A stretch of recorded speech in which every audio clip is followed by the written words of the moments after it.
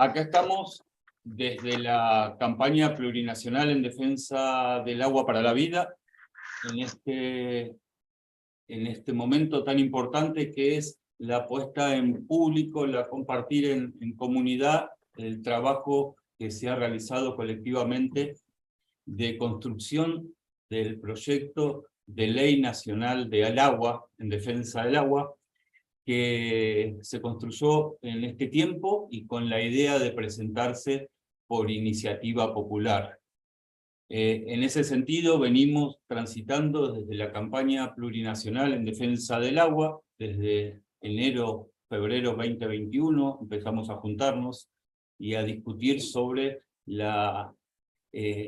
hablar de política en voz alta, dijimos, y nos empezamos a juntar referentes y referentes de distintas organizaciones sociales, socioambientales, y nos empezamos a dar cuenta que el agua era lo que nos juntaba, lo que nos unía, y desde ahí iniciamos la campaña plurinacional en defensa del agua, el 22 de abril del 2023. Desde ahí tratamos las distintas problemáticas, hablamos de soberanía del agua, de la gestión pública del agua, de las distintas problemáticas que afectan, las actividades económicas que afectan este elemento esencial. Pasamos por las distintas cosmovisiones, hablamos de la deuda externa y de los tratados de libre comercio, y por último, encaramos que para nosotros la salida pasa por mejor y mayor democracia. Entonces decidimos proponer esto de construir colectivamente un proyecto de ley y tratar de presentarlo, no tratar, sino lo vamos a hacer, y seguro que lo vamos a lograr, presentarlo por iniciativa popular, es decir, que sea una ley presentada desde el pueblo y que el Congreso tenga la obligación de tratarlo. Y para eso tenemos que juntar ese 1,5% del padrón, que nos va a generar esta potestad de que los legisladores tengan que tratar este proyecto de ley y no sin la posibilidad de modificarlo. Así que en ese camino, Marta, con Silvia Ferreira, con el fiscal Gómez, con Melina, con un montón de aportes desde Chubut, desde Santa Cruz, desde los distintos lugares del país, avanzamos con este proyecto de ley, que hoy tenemos la suerte de poder estar presentándolo en sociedad. Mauricio, no lo tenemos conectado, ¿no? ¿O Mauricio está? Bueno, nada. Bueno, voy a presentarla yo a Marta, entonces. Marta, nos conocemos hace mucho tiempo, yo la conocí a ella en el 97, cuando ella ya era conducción nacional de la CETERA y estaba en la conducción nacional de la CTA, era la secretaria adjunta de la CTA, fue fundadora de la escuela Marina Vilte, donde se formó a varias generaciones de docentes en la temática ambiental, fue una precursora en todo esto de juntar y de generar puentes entre las luchas sindicales, las luchas reivindicativas, las luchas de la clase trabajadora con la problemática o el tema del ambiente, ¿no? Como somos parte, los trabajadores y las trabajadoras somos parte y recibimos todo esto igual. Ella fue diputada nacional, entre otras leyes, fue redactora de la ley de glaciares, que hoy rige, y a la vez, bueno, ella es una gran luchadora, una docente, ella y la conducción de la que ella era parte, ¿no?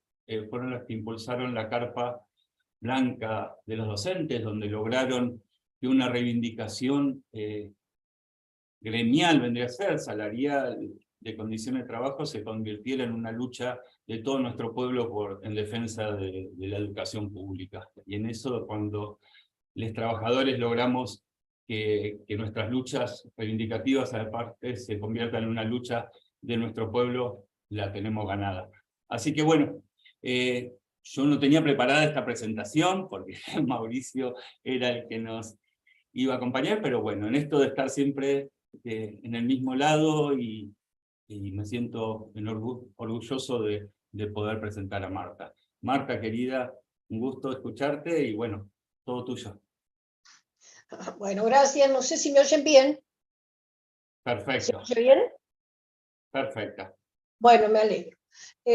Además de lo que vos dijiste, Mariano, tengo 42 años de ejercicio de docencia en el aula, que no es poco. Y eso, digamos, me anima a esta presentación, porque en realidad es casi como dar una clase. Bueno, en realidad, a lo que vos dijiste, Mariano, no hay mucho que agregar. Solo, digamos, el planteo esencial de la emergencia, ¿no? Estamos en una situación grave, no solamente por el agua, pero principalmente por el agua. En esta ley, digamos, que hemos trabajado,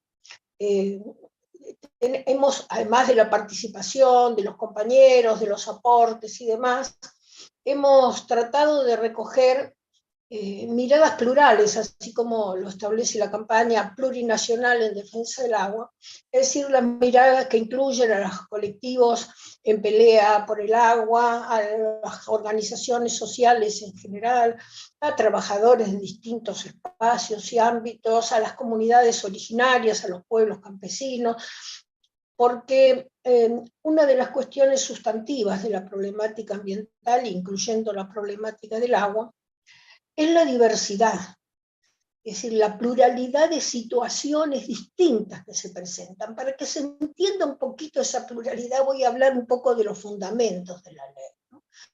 En realidad, si uno mira la República Argentina como totalidad, como puede aparecer en un manual de geografía, la Argentina tiene recursos hídricos y agua dulce suficiente, tiene el 1.1% de toda el agua mundial dulce, y tiene el 0,6% de la población mundial. Así que tiene una buena relación agua-cantidad de pobladores.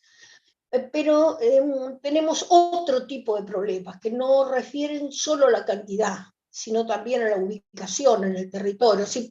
Y también a las características del agua, ¿no? Nosotros tenemos mucha agua dulce, pero el 70% es agua glaciar. Es decir, está congelada, lo primero. Lo segundo, hay una gran desigualdad en la radicación del agua, es decir, ¿dónde está ubicada el agua? El 85% de todo el agua de superficie de la República Argentina pertenece a la cuenca del Río de la Plata. El resto, el otro 15%, es el resto del país. Esto ya nos dice que hay un desbalance y una situación de estrés hídrico fuerte en muchas provincias. Particularmente, nosotros somos parte, o atraviesa nuestro territorio, una diagonal que viene desde Ecuador y llega hasta Tierra del Fuego, una diagonal imaginaria, que trazan los científicos, en la cual se la llama diagonal seca o diagonal árida, según como queramos. Al este de esa diagonal los territorios son húmedos y tienen suficiencia de agua. Al oeste la situación se complejiza muchísimo, ¿no? Es decir, todo lo que es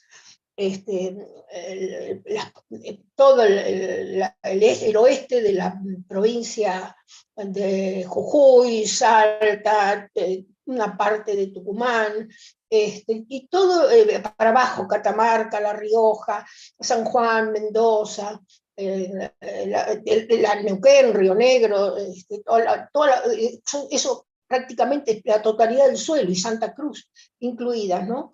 Son tierras que tienen un terrible déficit hídrico, ¿no? Nada que ver con lo que conocen los que viven en la otra zona, digamos, ¿no? En esta zona de la que estoy hablando, al oeste de la diagonal seca, estamos más o menos entre 20 y 400 milímetros de lluvia por año. En tanto que en las zonas húmedas estamos en 2000, 2200, 2300 milímetros de lluvia por año. Es decir, que son zonas realmente secas. Y bueno, el déficit hídrico es la principal problemática, ¿no? Hay escasa vegetación, arbórea prácticamente muy poca, y en algunos lugares llega a ser desierto absoluto. Está lindo, admirable, las montañas preciosas, pero es desierto. A los efectos de la producción agraria o ganadera es desierto, ¿no? Allí la única fuente de agua son los glaciares. Pero con el cambio climático, los glaciares han entrado en derretimiento bastante acelerado, ya nadie puede aventurar y asegurar cuánto tiempo tendremos glaciares, y además de perder el agua, perdemos otras funciones, ¿no? Es decir, el glaciar sustantivamente refracta la luz y el calor, y por tanto alivia enormemente, además ayudan al enfriamiento de la Tierra, ¿no? Pero así derretimiento por medio y acelerado, los glaciares terminan con el agua en el mar, modifican el pH del mar, le agregan acidez, es decir, se complica enormemente con el derretimiento de glaciares la vida marina también, ¿no? Y obviamente el sostenimiento de la posibilidad de vivir en esa zona, ¿no? Es decir, estos son los dos grandes, digamos, bloques y los problemas más graves, ¿no? Es decir, nosotros necesitamos saber más sobre el agua, regularla mejor, controlarla, sobre todo por la contaminación, pero también hay desperdicio fuerte del agua, hay saqueo del agua, ¿no? Se ha llegado hasta distorsionar el funcionamiento sistémico del agua, incluyendo el ciclo hidrológico, que es la clave de la renovación del agua y la clave de la vida. Es decir, que para nosotros es sustantivo prevenir las situaciones del agua, contemplar la diversidad de situaciones que tenemos ahí y que agravan, digamos, la posibilidad de prevenir, de conservar, de preservar, de recuperar el agua, ¿no? Se puede hacer, o lo que estamos planteando es una locura. Esto es lo primero que tuvimos que discutir, ¿no? El Banco Mundial dice que el acceso al agua potable en las zonas urbanas de la República Argentina tiene déficit. No llega al 87%, en las zonas rurales es el 58%, y por supuesto, si miramos el mapa, los más pobres y los marginales tienen agua potable por debajo del 73%, es decir, que ahí tenemos un 27% de la población que no alcanza el agua potable. Y si hablamos de alcantarillado, cloacas, como lo queramos llamar, eso no llega ni al 31%, una situación realmente muy, muy perjudicial. Ahora, uno piensa, o por ahí aparece el comentario, pero los países del tercer mundo, los países más pobres, pueden tener agua potable, pueden tener alcantarillado sanitario. Bueno, yo voy a dar un solo ejemplo. Chile, desde el año 2017, tiene el 99,97% de la población con agua potable y el 97,15% de la totalidad de los pobladores tienen alcantarillado sanitario, es decir, tienen cloaca. Y hay un tratamiento para las aguas residuales en Chile del 99,97%, es decir, están ahí al 0,03% de tener el 100% de cobertura. Y Chile no es un país ni más rico, ni más grande, ni más poderoso que la República Argentina. Es un país que por ahí tiene una administración un poco más austera, pero si ellos pueden, es decir, que los países del tercer mundo, sin ninguna duda, pueden. En esto hay una preocupación grande de nuestra parte, porque es cierto que tenemos zonas importantes con déficit hídrico, pero el mayor problema de la Argentina con referencia al agua, más allá de la contaminación, son las inundaciones.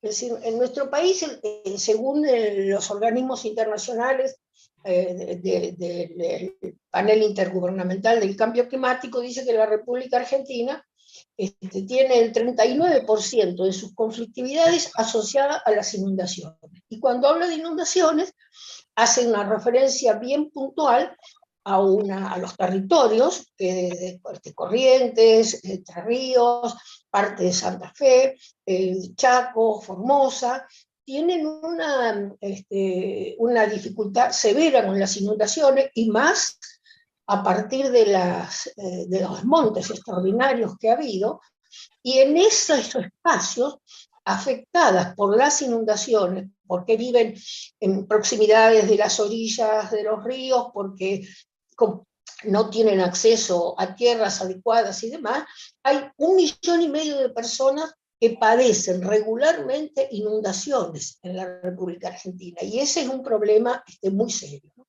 Por tanto, nosotros hemos mirado el agua con profundidad, digamos, ¿no? Como lo que es, como un bien público, como un bien finito, como un bien escaso, como un bien absolutamente indispensable para toda la vida y para cualquier forma de vida, ¿no? Es decir que para los argentinos tener agua es una oportunidad, y tenerla abundante, por supuesto, es mejor. Pero en nuestro caso, la abundancia en determinados espacios territoriales no resuelve, porque hay una complejidad que tiene que ver con nuestras realidades, con la posibilidad de acceder al agua, con la distribución del agua, con la localización del agua, con la contaminación del agua, que hace que muchos sectores, sobre todo, como siempre, los más vulnerables, carezcan del agua suficiente, o del agua potable, o del agua segura, o del agua sana, ¿no? Y esas complejidades incluyen a la política. No es una cuestión geográfica, no es una cuestión biológica, es una cuestión que incluye a la política y el modo que tiene la política de tratar la problemática del agua. Una problemática que además, digamos, atraviesa todo el espectro político, porque involucra a las autoridades nacionales, a las autoridades provinciales, a las autoridades municipales.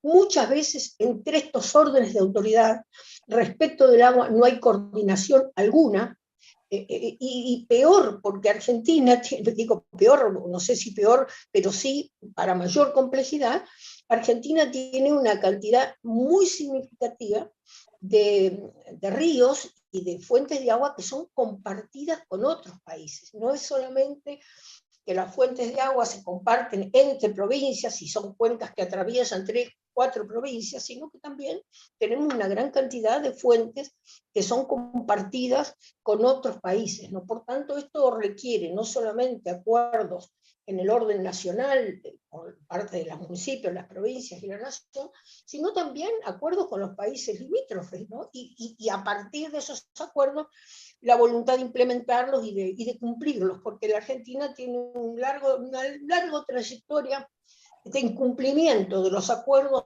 y de los programas internacionales a los que está suscrita, ¿no?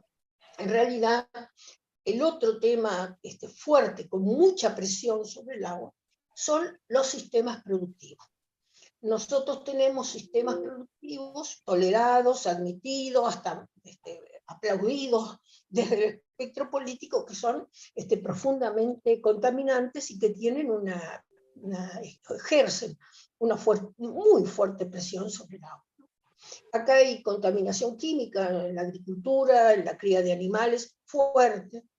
Hay procesos extractivos que también tienen una gran contaminación química, sea el fracking, por ejemplo, o la minería a cielo abierto, los dos tienen un impacto enorme. También tiene mucho impacto el uso del agua como fuente de energía, es decir, las famosas represas, digamos. Ni hablar de los vertidos industriales y líquidos cloacales que sobre la tierra o directamente sobre los cursos de agua. Un tema grave, otro tema muy grave, son los basurales. En la Argentina hay más de 5.000 basurales a cielo abierto, con regulaciones y controles en todos estos procesos muy deficitarios, ¿no? Así que si el agua no se convierte en una prioridad para los argentinos, esto va a ser difícil. Digamos, ¿no? Si nosotros seguimos pensando que bueno, que hay agua, que la podemos usar como queremos, que total el agua se recicla sola, no necesita ni un costo ni una inversión,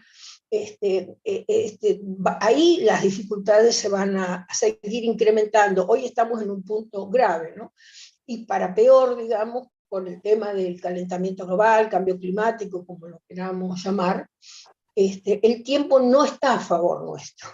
Acá hubo mucho tiempo de inacción o de acciones inadecuadas, y por tanto hay una presión muy fuerte y muy acelerada, y hay que tomar decisiones rápidas, digamos, ¿no? Pero además congruentes, pensadas, responsables, participativas, ¿no?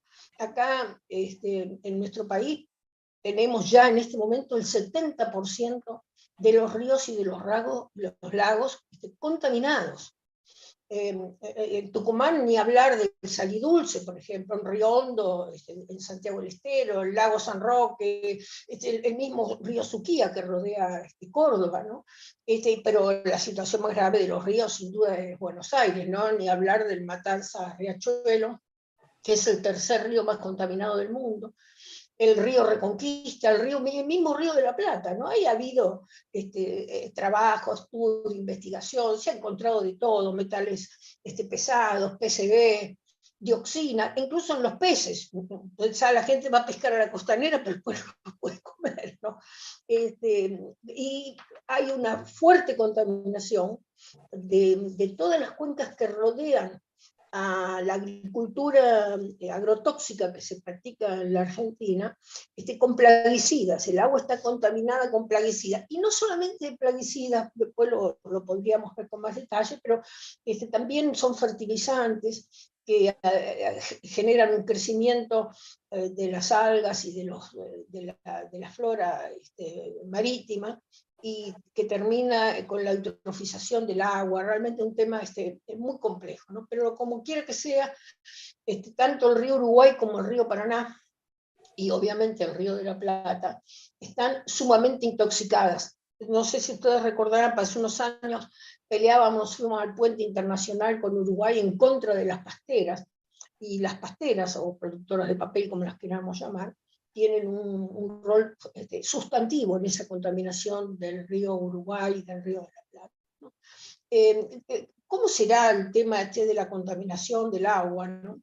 Que en la Argentina ni siquiera se cumplen las sentencias judiciales. En el 2008 había llegado a la Corte Suprema un juicio que se llamó el caso Mendoza, por el cual se obligaba al AMBA, es decir, al espacio que concurre la provincia de Buenos Aires, 27 municipios de la provincia de Buenos Aires, y la provincia y la capital federal, donde hay 12.000 empresas convertidos contaminantes permanentemente, ¿no? Quiero una sola pregunta: ¿están oyendo bien lo que estoy diciendo? Perfecto, Marta. Bueno, muy bien, porque no veía a nadie, me veía yo sola, digo, a ver si estoy hablando para mí. Bueno, No, hay mucha gente conectada está en el bien. país. Los problemas del agua, de los ríos, por supuesto también involucran al agua subterránea, ¿no? El acuífero guaraní tiene una cuota de extractivismo muy fuerte.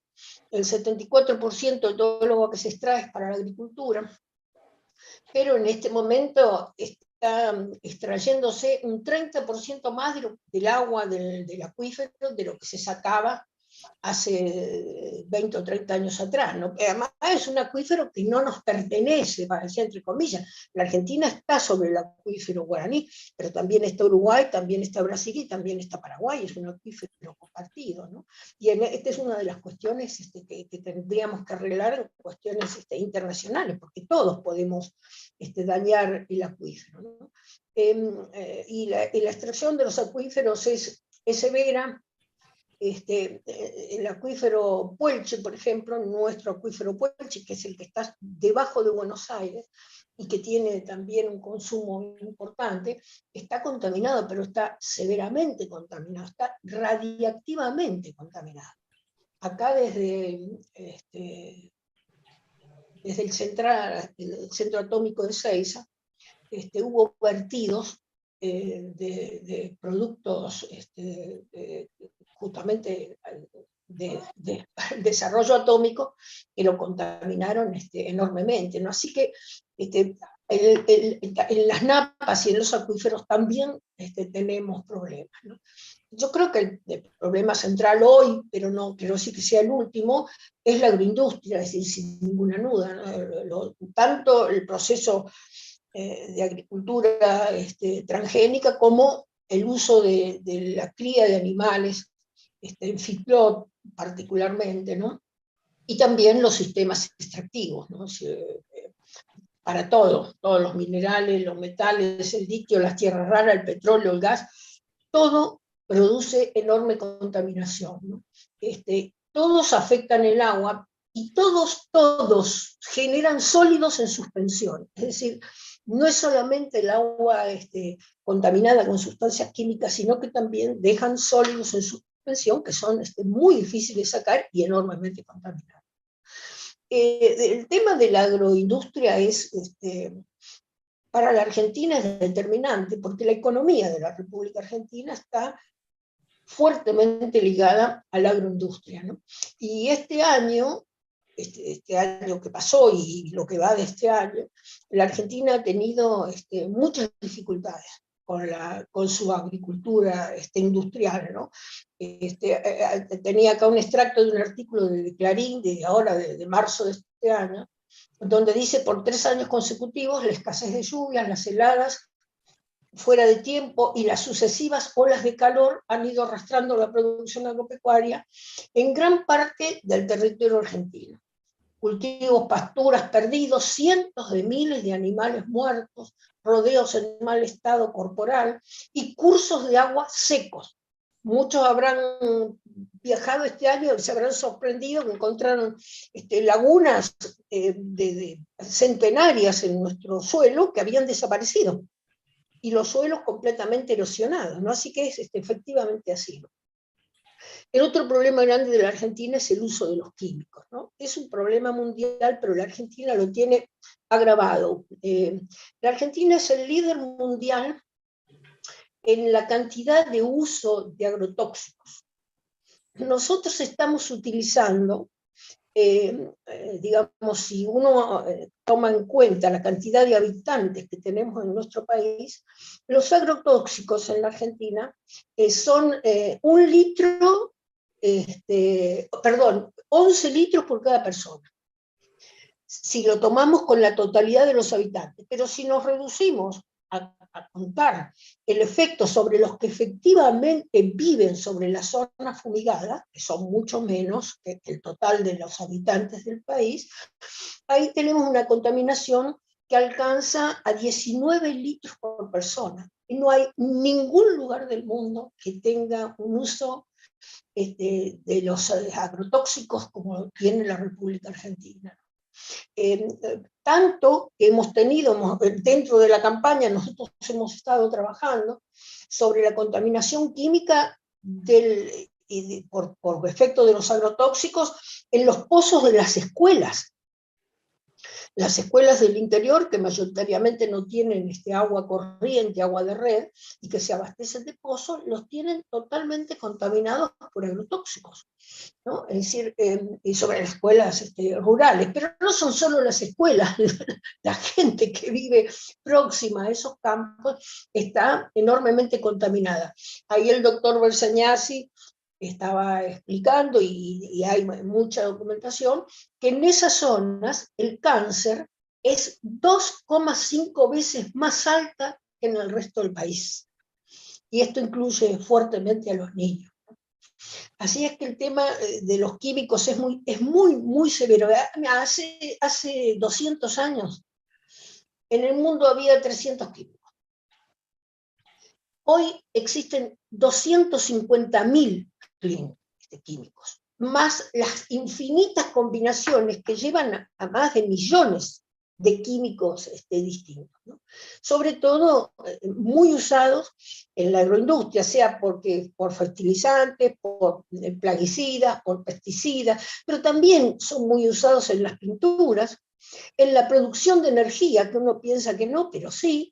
Hay desincrustantes, inhibidores de corrosión, se utilizan para la limpieza, antioxidantes, una gran cantidad de químicos en la energía. Pero en los medicamentos, la cantidad de químicos que van en los medicamentos, ¿no? En la industria hidrocarburífica, en la producción de plásticos, en la megaminería, en el fracking, ¿no? Y en el uso doméstico. Cualquiera sabe la cantidad de productos químicos que tenemos, desde los productos para lavar la ropa, o higienizar los platos, o higienizarnos nosotros, ¿no? Hay una enorme cantidad de químicos dentro de nuestro propio hogar que nos hemos acostumbrado, pero que terminan en el agua, digamos. Nosotros nos ponemos crema en la mano, después nos la lavamos y ahí el químico. Todo esto se incluye en el agua, ¿no? Uno de los temas más severos en nuestro país, producto de la agricultura, son los envases vacíos de agrotóxicos. Hubo dos leyes. Una ley que obligaba a las empresas a recuperar el envase y volverlo a utilizar o lo que sea, pero darle tratamiento a un envase que ha tenido veneno. Y hubo otra ley que obligaba a los productores a enjuagar cada botellón que usaran 3 veces con todas las indicaciones de cómo había que enjuagarlo y vertir esa agua en los tanques fumigadores, ¿no? Además del tiempo que se pierde y que no lo hacen y que no tienen la boca de agua ahí al lado y demás, tampoco las empresas cumplieron absolutamente, ¿no? En realidad, el relevamiento que se hizo hace 2 años, creo, 2 o 3 años, en la provincia de Buenos Aires, que se vendieron 13 millones de envases, no son 13 millones de litros, sino 13 millones de envases, algunos 5 litros, otros 10 litros, o lo que sea, se recuperó menos del 8%. El resto quedó ahí amontonado en el mercado negro, en el reuso, los sectores más vulnerables lo reusan para llevar agua para cocinar, creen que si la hierven no, la condición de veneno se pierde, ¿no? O que desaparece. En Lincoln, la provincia de Buenos Aires, encontraron un depósito clandestino que tenía 10.000 envases de agrotóxicos. Y el veneno no desaparece, lo podemos cambiar de lugar, lo podemos trasladar incorporándolo al agua o incorporándolo a los alimentos, pero no desaparece. En este caso, por ejemplo, Brasil nos lleva una gran ventaja. Brasil recupera el 94% de todos los envases, pero así los recupere, no desaparece el veneno. El veneno está ahí, en algún lado, en algún lugar termina. Así que el tema del uso de químicos, abuso de los químicos, sin control ninguno, porque nadie me viene a controlar a mí si yo en casa utilizo una cantidad de químicos superior a la que tiene lógica, a la que está permitida o a la que no daña, ¿no? De todas maneras, en nuestro país, la mayoría de los científicos se inclinan a seguir manifestando o afirmando que lo peor siguen siendo los desechos industriales, ¿no? A pesar de que la Argentina está en un periodo todavía fuerte de desindustrialización, no me quiero imaginar lo que sería si tuviéramos la industria a pleno, ¿no? Porque sin controles, el tema de la megaminería, la producción de papel, que nosotros también tenemos, ¿no? Los hidrocarburos y la megaminería y la producción de papel trabajan con metales pesados y con sustancias que son enormemente tóxicas, ¿no? Así que el problema no solamente se registra en los lugares de producción, sino que después también se traslada a los basurales, ¿no? Que tienen un inmenso pasivo industrial. En realidad, en nuestro país hay ya localidades que están padeciendo esto fuertemente, o sea, en Ensenada, Campana, San Nicolás, Bahía Blanca, Río Tercero, San Lorenzo, Luján en la provincia de Mendoza, ¿no? Tienen una enorme ya contaminación por esto de los vertidos y los desechos industriales. En el AMBA, o sea, el área metropolitana, que son Cava y los 27 municipios bonaerenses, ¿no? Es reconocida, aunque ustedes no lo puedan creer, por ser el lugar del mundo que emite más metano a partir de los basurales. Gas metano, que es gas clave del calentamiento global, ¿no? En la Argentina hay un satélite, han inventado un satélite que anda rondando la Tierra y que capta la cantidad de emisiones de gas metano y otros, pero el gas metano especialmente, ¿no? Y la Argentina, desde sus basurales, que son 5.000, a cielo abierto, vierte, o sea, emite 28 toneladas de gas metano por hora. 28.000 kilos de gas metano por hora. Fíjate que Mumbai, que es la ciudad más poblada de la India, que es el segundo emisor, emite 10 toneladas por hora. La Argentina emite 28, casi 3 veces más, ¿no? Y en esto, digamos, los basurales a cielo abierto tienen una gran significación. Para el agua, ¿no? Es decir, sobre todo porque en los basurales se incluyen patógenos y residuos peligrosos. Hay deficiencias en la impermeabilización, es decir, las membranas protectoras no son siempre adecuadas. Pero hay además, no se regula adecuadamente la distancia que tiene que haber entre el basural, digamos, el piso del basural y las napas. A veces la napa está casi pegada y en consecuencia hay una absorción muy rápida de la lixiviación que se produce en el basural. Y no solamente que va a las napas, con las lluvias, cuando el basural tiene ya altura, que es la mayoría tiene altura, ese producto lixiviado de una enorme toxicidad es arrastrado por la lluvia. O sea, los basurales son en realidad una situación terriblemente grave, ¿no? Para las napas particularmente, ¿no?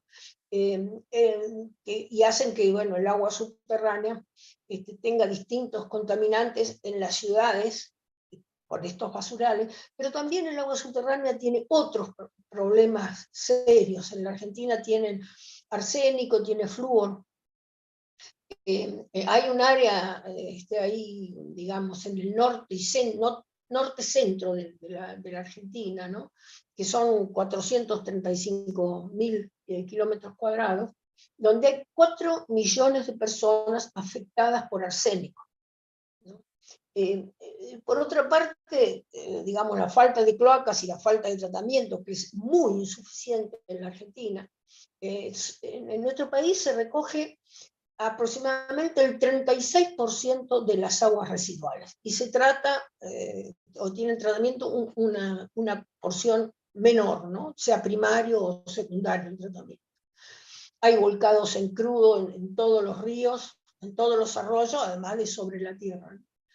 Y hay una particularidad: al no haber agua potable en todos los lugares y sobre todo en las comunidades más pobres, lo que se hacen son pozos sépticos, lo que nosotros cuando éramos chicos llamábamos pozos negros, ¿no?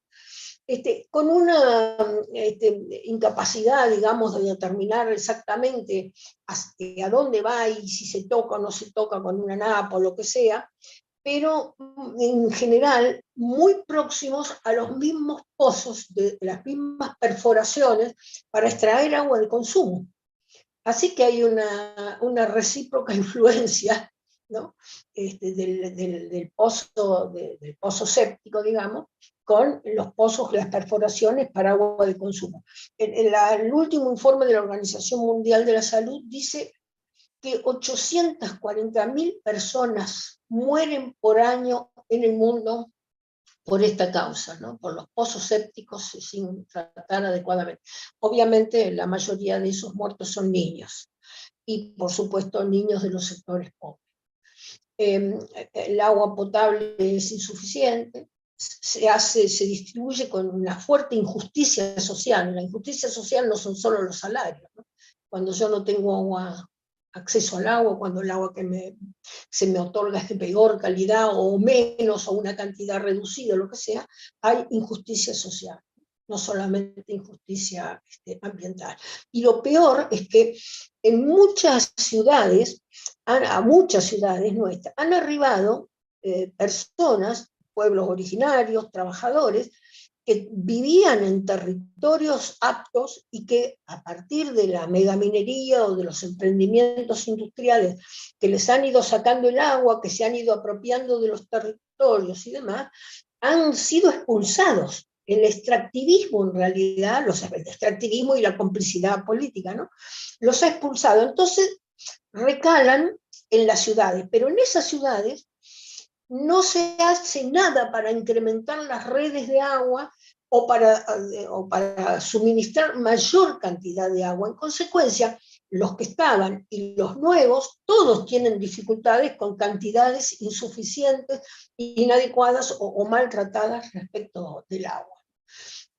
Así que el agua dulce, sobre todo contaminada con agrotóxicos, provoca problemas muy severos. Hay un problema que se llama eutrofización del agua, ¿no? Que la tiene el río Uruguay, la tiene el río de la Plata, y que se debe a la gran cantidad de fertilizantes que se colocan, que terminan, obviamente, algunos en la tierra, pero con las lluvias y demás, muchos van al agua. ¿Qué pasa con esos fertilizantes? Esos fertilizantes, esos excesos, generan una flora acuática enorme. Uno mira el río y lo ve, y mira la cantidad de plantas acuáticas que están ahí flotando, qué hermosura, pero esa cantidad de plantas acuáticas impiden el paso de la luz hacia el fondo del río o del lago o lo que fuere. Y en ese no pasaje de la luz, las plantas marinas pierden la posibilidad de hacer su ciclo, de cumplir su ciclo, y terminan muertas y en estado de putrefacción. Y se pudre el fondo del río o del lago, y mueren los animales que están ahí, incrementando, digamos, esa situación de descomposición del agua que se llama eutrofización, y que termina en la aparición de algas cianotóxicas, es decir, algas muy, pero muy contaminantes y muy, pero muy peligrosas. Es decir, todo esto va conformando un escenario que la Argentina tiene de todo. Agua dulce contaminada por agrotóxicos, las represas a las que se han opuesto tanto los compañeros de Misiones también hacen lo suyo. Es decir, hay que ver qué pasa con una represa, ¿no? Hay un cambio de la temperatura del agua, hay una estratificación térmica, o sea, hay distintos estratos llegando a una temperatura muy alta.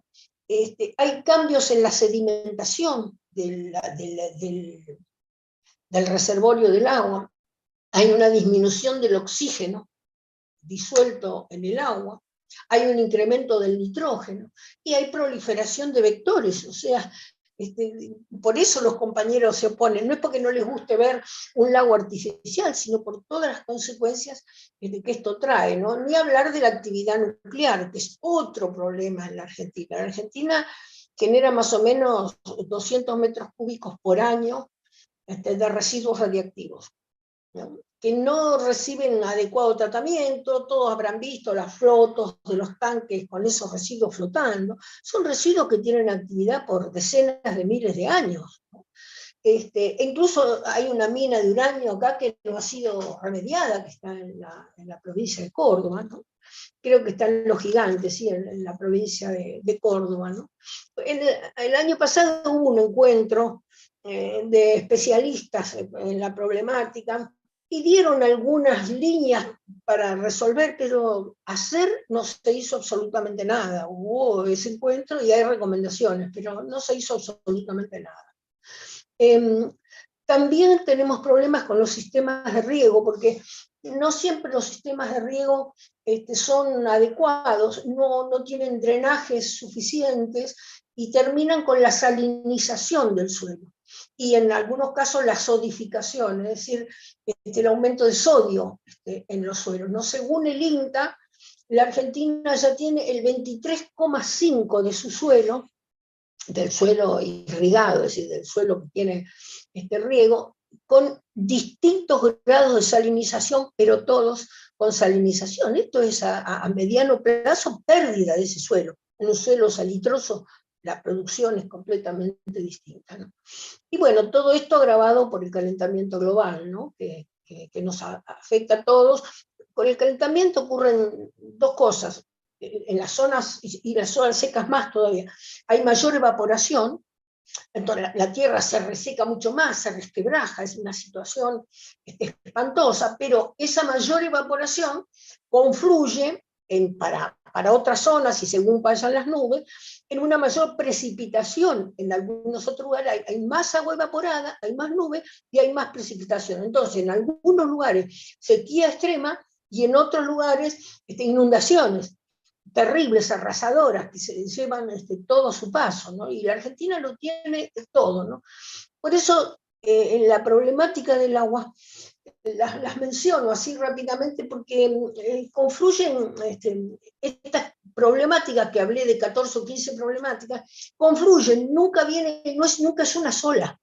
Nunca es una aislada. Y a nosotros nos falta información más precisa, nos faltan estadísticas. La República Argentina no construye estadísticas. Entonces las políticas son discrecionales, no están dirigidas a la adaptación y a la prevención con rigor científico, ¿no? El único territorio que hubo algo de ciencia construida fue con el tema de los glaciares, porque la ley de glaciares obligó a la realización de un inventario y a la actualización del inventario, y en ese inventario sí sabemos que los glaciares cada vez se achican más, que algunos ya directamente han desaparecido o están en vías de desaparecer.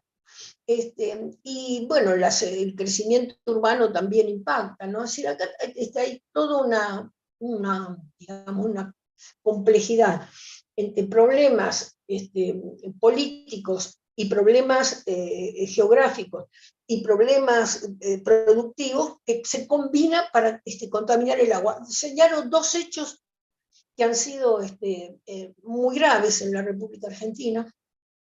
Uno fue en 1980, ¿no? Cuando se decidió el desguace de obras sanitarias de la Nación, y ahí se perdió la integralidad de la gestión del sistema de agua. Y el otro fue la reforma constitucional del 94, que en un tira y afloje de negociación, se le entregaron los recursos a las provincias, digamos, para que los administren a su antojo. Esto es un tema de muchísima complejidad con el tema del agua, ¿no? Yo creo que nosotros nos merecemos hacer una reflexión con el tema del agua y la propiedad de los recursos, digamos. Hay que ir hacia una nueva comprensión del estatus que tiene el agua, ¿no?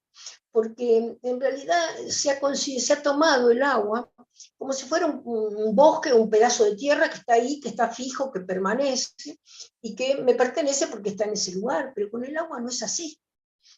El agua circula, filtra, evapora, de repente es nube, lluvia, granizo, se infiltra en las napas, es un glaciar, se escurre, vuelve a ser agua líquida, penetra en los acuíferos, el hombre la saca de los acuíferos, el agua que era subterránea vuelve a ser agua de superficie, vuelve a filtrarse por las zonas porosas, vuelve a ser agua.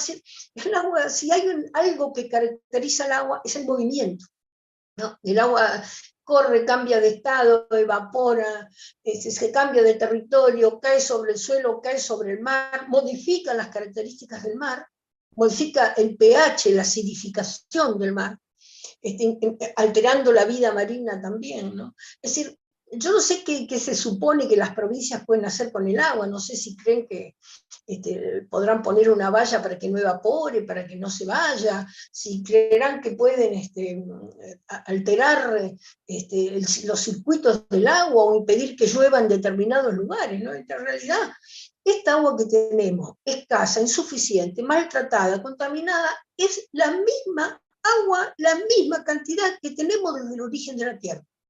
No tenemos una gota más. Es la misma agua que desde el principio de los tiempos, la que todos bebemos, volvemos a beber, la que absorben las plantas, la que beben los animales, la que se infiltra en el suelo, la que circula de 50.000 formas diferentes, la que está en la superficie o está bajo de la tierra o que habita distintos ecosistemas, porque hoy está en un ecosistema, mañana está en otro. Lo cierto es que la característica del agua es el movimiento. Y en ese movimiento los cambios de estado, la contaminación, ¿no? Llueve sobre zonas fumigadas y lo que cae es lluvia contaminada. Nosotros hemos descubierto atracina, que es un pesticida muy fuerte, en la Antártida. ¿Qué siembran en la Antártida? Para que nosotros tengamos atracina en la Antártida. No hay ninguna posibilidad, eso es el agua de lluvia que la ha ido corriendo, ¿no? Que la ha ido llevando, ¿no? Y entre todas las cosas que que hacemos mal respecto al agua, hemos terminado interrumpiendo el ciclo hidrológico, es decir, esa capacidad que tiene el agua de evaporar, de purificarse, de volver a brindarnos un servicio a todos los seres vivos. Y eso lo hemos interrumpido, lo hemos alterado, hay un reconocimiento en las Naciones Unidas sobre esto que ha sucedido, ¿no? Hay muchos informes, ¿no?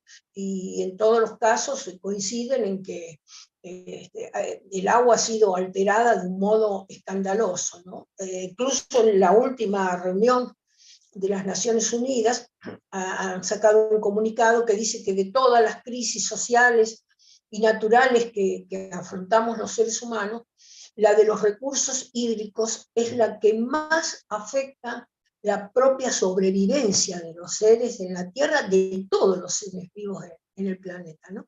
Y dice que si para el 2025 no hemos mejorado nada, habrá 1.800 millones de personas que van a vivir en países o en regiones con escasez absoluta de agua.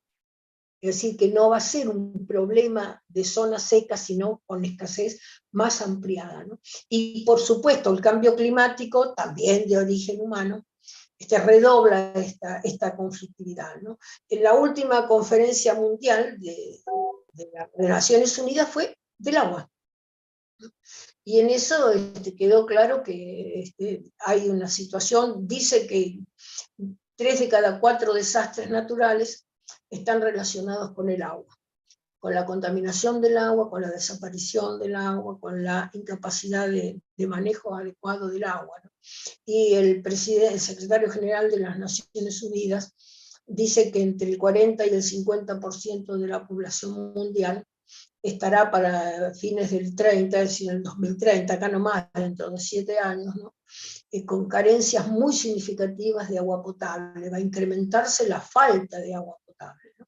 Y agrega que América Latina tiene 37 millones de personas sin agua potable y 110 millones sin alcantarillado, ni cloacas, ni nada, ¿no?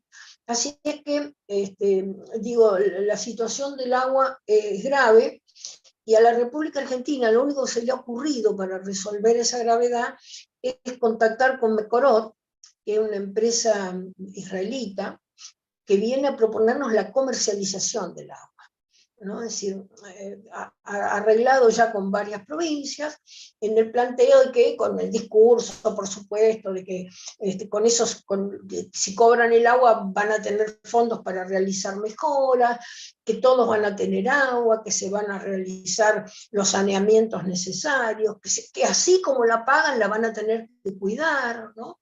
Que van a evitar el despilfarro, etcétera, etcétera, pero lo cierto es que hoy digamos, hay una profunda voracidad por negociar el agua en la bolsa, y esta voracidad significa ni más ni menos que la comercialización del agua, como siempre, dejando afuera a los más pobres, ¿no?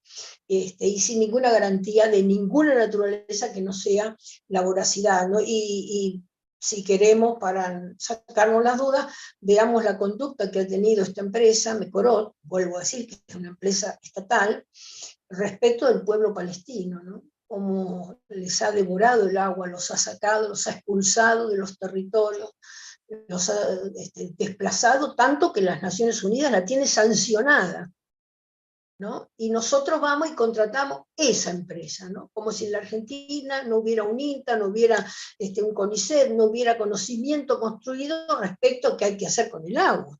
Nosotros no necesitamos una empresa que venga a decirnos cómo tenemos que negociar con el agua. Necesitamos la comprensión política y social de cuáles son las estrategias para cuidar el agua, para proteger el agua, ¿no? Para no tener, como tenemos, el agua contaminada. Bueno, nuestra ley, nuestro proyecto de ley, viene en esa dirección, ¿no? Ante el cúmulo de situaciones que han puesto el agua en uno de los mayores problemas de la humanidad, la Argentina debería reconsiderar su situación respecto del agua. Por ejemplo, una de las cuestiones, el consumo del agua en los últimos 100 años aumentó el 900%. La población en ese tiempo se incrementó el 400%. pero el consumo del agua se aumentó en 900%. ¿Por qué? Bueno, porque hay distintas formas de consumo, distintos sistemas de productivo, a fuerza de agua, digamos, o relacionados con el agua, en particular el extractivismo y la agroindustria, que son enormes consumidores, ¿no? Y la Argentina tiene una política hídrica débil, y peor, no solamente es débil, sino que se incumple. No hay casi ningún acuerdo, ningún tratado que se cumpla, ¿no? Luego, ni siquiera se cumplen los fallos judiciales, ¿no? Me acuerdo del caso de Mendoza, que no se cumplió todavía en la Argentina, ¿no? O sea, que creo que nosotros sí necesitamos una política hídrica, por lo menos aceptable, ¿no? Que haya consenso social alrededor de esa política, ¿no? Nosotros con la ley lo que hemos hecho es considerar, digamos, 3 áreas, si se quiere, ¿no? Por un lado, la protección integral del agua, y una protección integral que significa la provisión de agua segura, de agua potable para toda la población, y la provisión absoluta de privatización. El segundo gran eje es la responsabilidad del Estado en esa protección integral del agua, la provisión de agua segura, de agua potable para toda la población.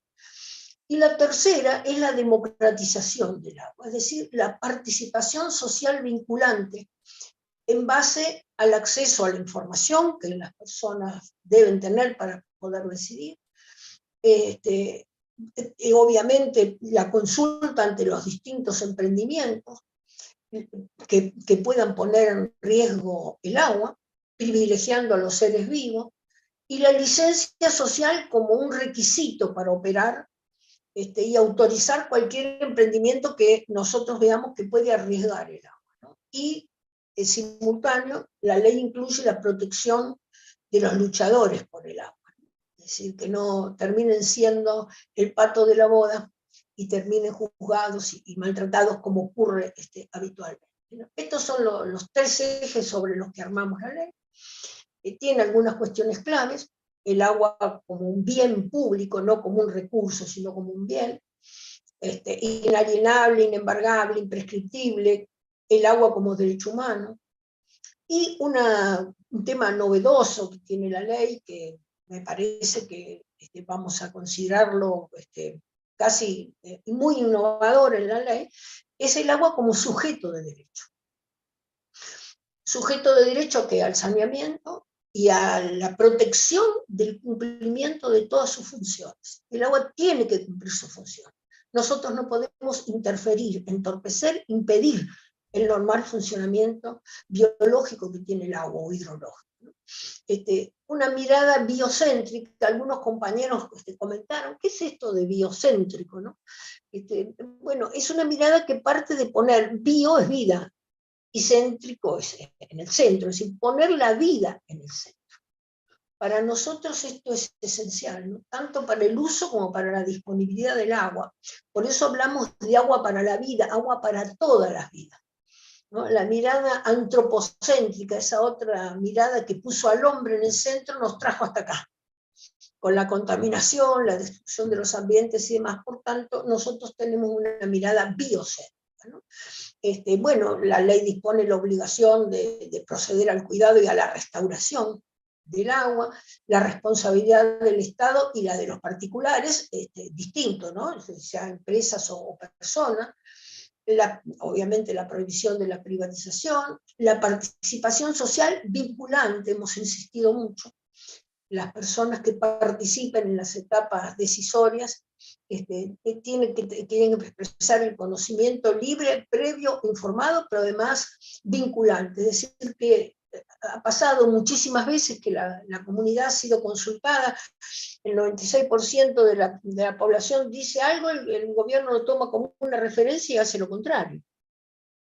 Entonces, por eso nosotros planteamos la participación vinculante, la obligación obviamente de la licencia social para cualquier emprendimiento que la pueda poner en peligro, la obligación del gobierno de tener estudios de impacto ambiental independientes de las empresas, porque resulta que se concede el agua o el uso del agua, con un estudio de impacto ambiental que presentan los propios interesados en la concesión del agua. Que ellos presenten no hay problema, pero el Estado tiene que tener estudios independientes, que efectivamente digan a ver qué va a pasar con nuestra agua, ¿no? Bueno, la prohibición de alterar la traza de los cauces, de los ríos, de los arroyos y de lo que fuera, sin autorización específica, podrán hacerlo, pero tiene que haber autorización.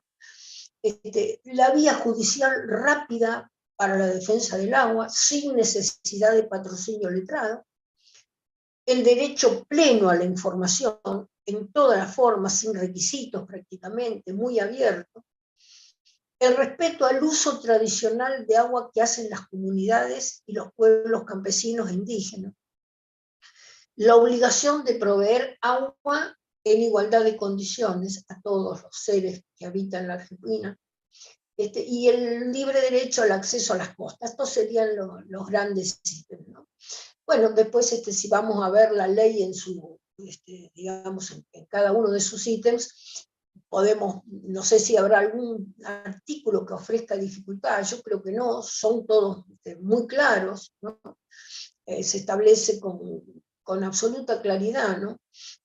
La protección del ciclo hidrológico, la protección de todas las fuentes de agua, todas, superficiales, subterráneas, absolutamente todas, la restauración y la generación de cuerpos de agua y regeneración de los cuerpos de agua degradados, ¿no? Todos con procesos sociales, participativos y procesos estratégicos de investigación, de evaluación, de planificación participada. Todas las personas, todas las comunidades, las asambleas están legitimadas para exigir administrativa y judicialmente, sin ningún tipo de requisito, la protección de los derechos del agua. Ningún tipo de requisito. Es decir, presentándose con el documento y pudiendo firmar lo que plantean y con claridad hacer el planteo, están absolutamente legitimados, ¿no? Bueno, el agua es un bien inalienable, inembargable, imprescindible, queda prohibida la privatización, lo ratifica el artículo 6 de forma terminante, ¿no? La gestión del agua debe ser sostenible y sustentable, y eso tiene ese interés público, no es una voluntad que algún funcionario puede tener o no. Y el agua tiene que permitir el desarrollo de la biodiversidad, de la productividad sustentable, ¿no? De la vitalidad del suelo, de la potencialidad, de las capacidades de nuestra tierra y de nuestro suelo, ¿no?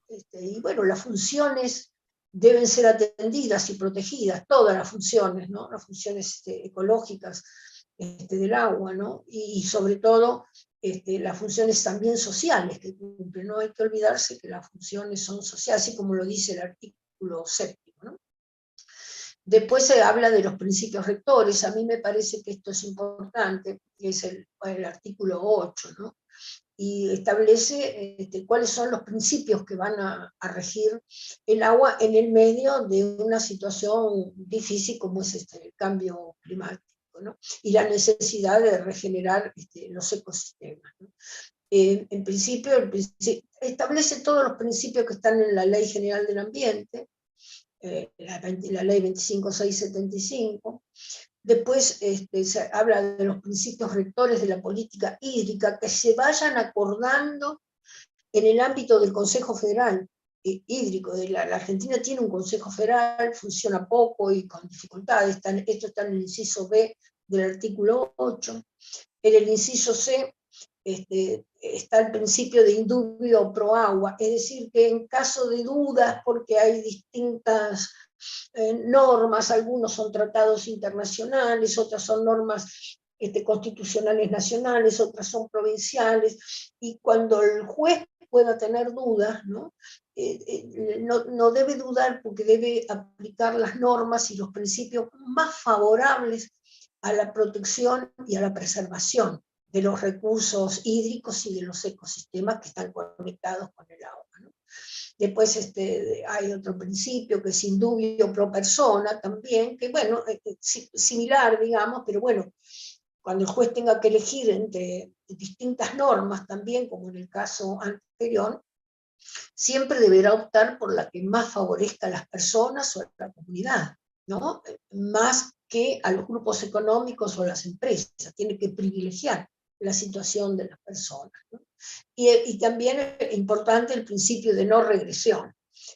Las políticas están en el inciso E, y las normativas de protección que vayamos alcanzando van conformando un piso. No puede ser que la próxima legislación sea un retroceso, ¿no? Otro principio es el de igualdad y de no discriminación, que se explican solos, no requieren demasiada interpretación, ¿no? Otro principio es el de la transparencia y de la rendición de cuentas, y el último, digamos, el de la buena fe y de la máxima publicidad. Después hay un capítulo muy interesante que es el uso prioritario del agua para la vida, ¿no? En ese capítulo nosotros decimos que la prioridad absoluta del uso del agua es la necesaria para todas las formas de vida. Por supuesto, el mantenimiento de los ecosistemas, la que se destina al uso doméstico, ¿no? Incluyendo la que es para el consumo humano, la que es para la preparación de alimentos, la que se usa para el saneamiento o para la higiene, para los cultivos o para la cría de animales de subsistencia, digamos, dentro de las familias, ¿no? Y a partir de esto, ¿no? Los distintos destinos, estos distintos destinos que se le da al agua, ¿no? Y que tienen que ver también con garantizar la soberanía alimentaria, y las distintas actividades económicas que se puedan utilizar, pero las preferencias son para adjudicar el agua en el orden que están acá establecidos, en el artículo 9. Es decir, la subsistencia de los ecosistemas, la del uso doméstico, la de los distintos destinos para la soberanía alimentaria y las distintas actividades económicas que van en último lugar.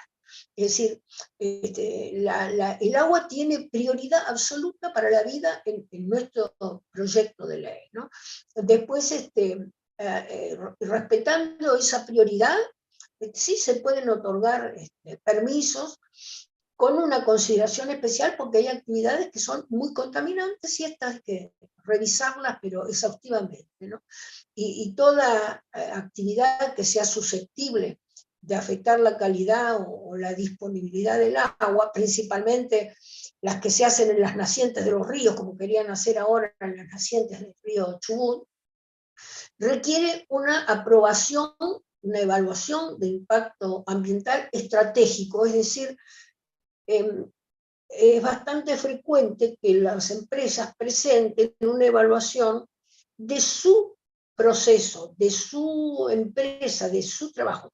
Ahora, enfrente hay otra fábrica, a 2 cuadras hay otra, a 6 cuadras hay otra, y no se hace una evaluación de las sinergias, porque en ese lugar, en esa localidad, hay un conjunto de empresas, todas con las características contaminantes, y en consecuencia, cuando se otorgan los permisos, no se puede evaluar lo que contamina una sola empresa, sino el impacto sinérgico, es decir, el impacto que tiene el conjunto de empresas, la cantidad de agua que ahí existe, etcétera, etcétera. Hay empresas que se pueden autorizar en determinado lugar y en otros no se pueden autorizar, por las características, ¿no? Y por supuesto, la autorización siempre respetando la prioridad que se estableció en el artículo 9, ¿no? Así que después esa evaluación de impacto ambiental estratégico, ¿no?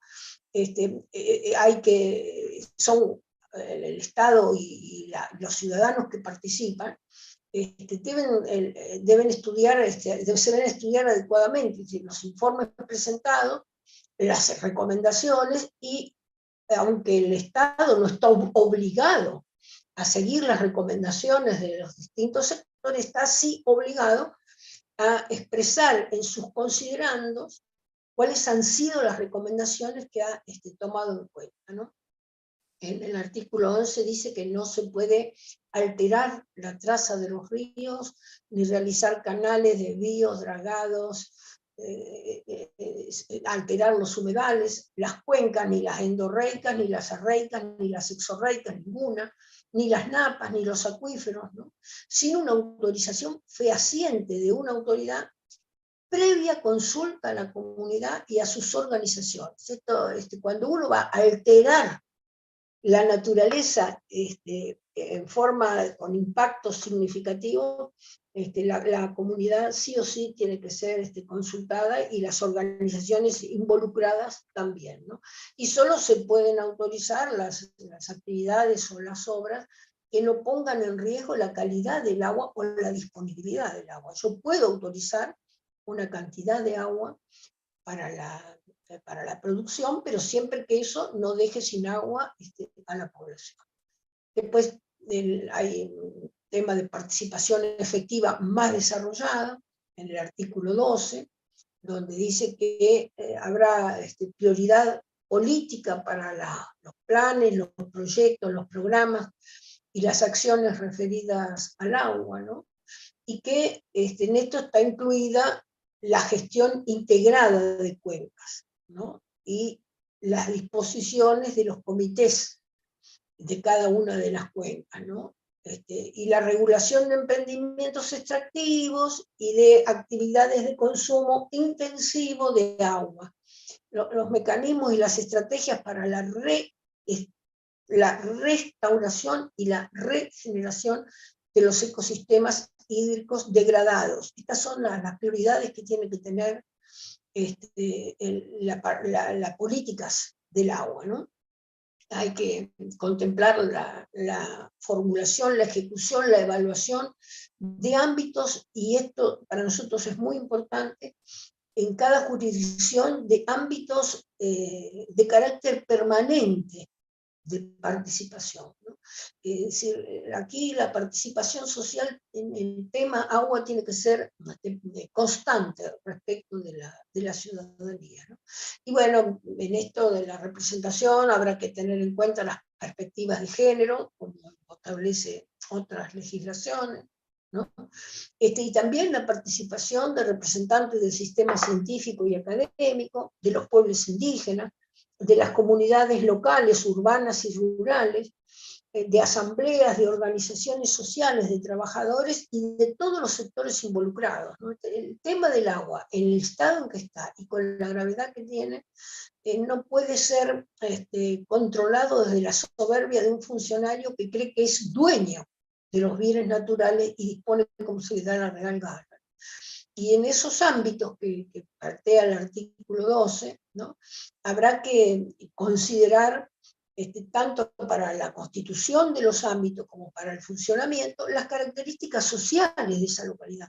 No es lo mismo un ámbito participativo en el medio del campo que un ámbito participativo en la ciudad que en medio de la montaña. Esto requiere distintas miradas, ¿no? Y la integración de distintos saberes, de distintas cosmovisiones, como pasó con la elaboración de la ley, ¿no? Que puede llegar a buen puerto con esa participación. Bueno, después se le ordena a las autoridades constituir esos ámbitos participativos, que también ya vienen garantizados por el Acuerdo de Escazú, que es ley nacional, la ley 27.566, ¿no? Y en esto vuelve a insistir que las autoridades deberán contar con estudios científicos previos del impacto ambiental y del impacto sociocultural, para ponerlos a disposición de la comunidad, y que deberá publicarlos también en las redes locales para que la gente tenga acceso, digamos, a esos estudios.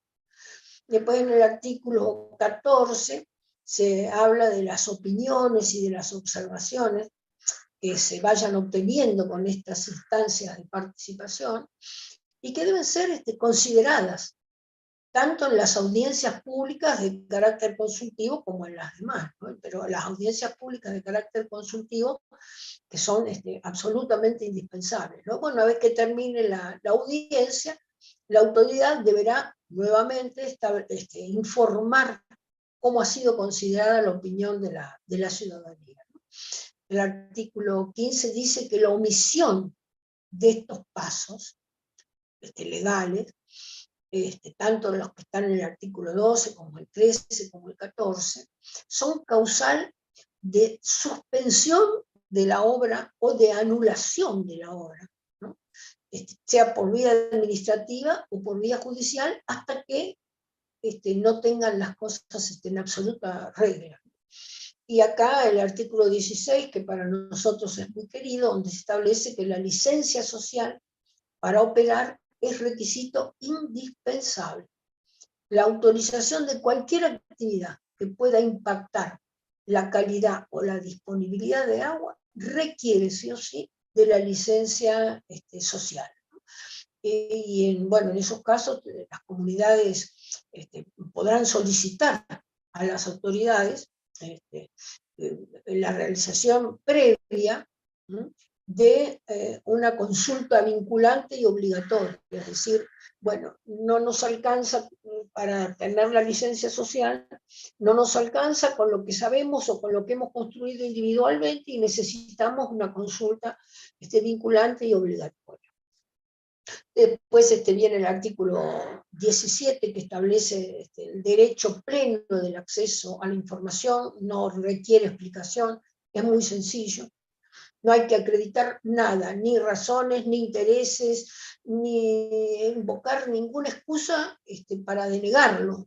El artículo 17 es clarísimo, el derecho a la información debe ser absolutamente abierto y pleno, ¿no? ¿Y quiénes tienen que brindar la información? Bueno, todas las autoridades de los organismos públicos, nacionales, provinciales, municipales, los entes interjurisdiccionales, por ejemplo, la Autoridad de Cuenca, los titulares de entes autárquicos o de organismos descentralizados, las empresas y las entidades que prestan los servicios, las empresas o sociedades en las que el Estado sea parte, en cualquier proporción, pero que sea parte, o también las empresas y las entidades privadas y los particulares que interactúan con el Estado, todos están obligados a brindar información.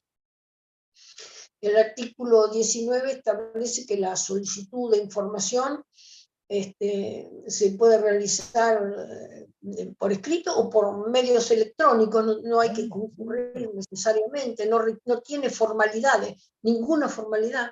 El peticionante solo se tiene que identificar y claramente identificar cuál es el reclamo, qué es lo que quiere saber, qué es lo que necesita, no puede tener un nivel de generalización que nadie lo pueda responder, ¿no? Y el Estado, el reclamado, digamos, está obligado a enviar la respuesta o a anunciar que está disponible y que está a disposición y tiene un plazo de 10 días, ¿no? Según el artículo 19, para presentar la información que se le ha requerido. Y si se le vencen los plazos, si no hay respuesta o las respuestas son incompletas o ambiguas o inexactas, o el juez considera que no responden a lo que se había reclamado, ¿no? Se considera que hay denegatoria de justicia y en consecuencia eso ya habilita la vía administrativa o la vía judicial para continuar el trámite por esas otras vías. Y esa denegación de justicia hace a la suspensión de la obra. Si no ha habido respuestas adecuadas, si el sujeto obligado no produjo su informe con exactitud, sin ambigüedades, con claridad, eso da lugar a la suspensión de la obra, puede dar lugar a la suspensión de la obra. Ahora, el artículo 21 establece que las autoridades, los funcionarios o los agentes responsables que en forma arbitraria obstruyan el acceso a la información pública o la obstaculicen de alguna manera, será considerado falta grave. Y en esto después viene la imputación de las sanciones que pueden recibir, ¿no? Y en todos los casos son medidas disciplinarias solamente, ¿no? Que están en el artículo 38 de este proyecto de ley, ¿no? Aclaro por las dudas, por si algún compañero no lo sabe, pero la iniciativa popular no puede establecer condenas penales. Nosotros no podemos fijar en un proyecto de ley por iniciativa popular condenas penales, años de cárcel, o prisiones o lo que fuera. Solamente cuestiones, medidas disciplinarias de carácter administrativo que en el artículo 38 están desarrolladas. De todas maneras, la persona que ha acudido a la justicia, el peticionante, digamos, podrá solicitar la intervención del juez civil de turno, sin necesidad de patrocinio letrado. Esto es importante, muy importante. El artículo 22 dice, no tiene que pagar un abogado. Se puede presentar él con un amigo, un asistente, o solo, o sola, sin necesidad de contar con patrocinio letrado, así que le aliviamos, digamos, la carga económica, ¿no? Y el juez tiene 24 horas desde que recibe el reclamo para decidir por las cuestiones preliminares, o sea, o se declara incompetente porque dice no, es de la jurisdicción, de mi jurisdicción, tiene que acudir a otra jurisdicción, o lo rechaza directamente, dice no, esto es un disparate, no. Y en ambos casos tiene la posibilidad lo tiene que derivar al tribunal de alzada, ¿sí? A un tribunal superior, porque no ha aceptado el caso. Y también, si resultara necesario que la persona cuente con patrocinio letrado, porque se trata ya de una cuestión de mucha complejidad y requiere el patrocinio letrado, no está obligado, digamos, a pagar un abogado, sino que el mismo juez tiene que dar la intervención al defensor oficial, ¿no? Para que no cargue con los costos. Y bueno, por supuesto, para estos casos, los dos casos primeros, cuando se declara incompetente o cuando rechaza, ¿no? Esto hay que remitirlo al tribunal de alzada, pero sin demoras, no puede quedarse un mes en el despacho del juez. Esta ley es muy interesante porque acota los plazos de la justicia, que en general hay una tendencia muchas veces a no expedirse por parte de los jueces, hasta tanto, es decir, dejar que pase el tiempo, digamos, a ver si las cosas se resuelven de otra manera, sin la participación estrictamente del juez, ¿no? Pero bueno, si el juez, como dice el artículo 23, admite el reclamo, ¿no? Ahí tendrá que citar inmediatamente una audiencia para que las partes puedan expresarse, que es lo que está resuelto, y cuando termina la audiencia en forma inmediata, verbal, ahí mismo, en la audiencia, debe expresar ya su parecer a los participantes, ¿no? Es decir, no estarse 10 años con el expediente, ¿no? Sí puede haber recursos de apelación para cualquiera de los dos, el demandante o el demandado, ¿no? Y en este caso, el tribunal, el juez puede despacharlo a un tribunal superior, y en este caso también, en términos cortos, 24 horas, ¿no? Para que el tribunal de alzada se expida, ¿no? Y los magistrados se expedirán sin trámite de audiencia pública convocada a tal fin, ¿no? Se expedirán rápidamente, sin ninguna clase de trámite, porque todos los trámites, presente, fotocopia, por escrito, el día tal, no, eso está todo suprimido para que haya agilidad en los trámites.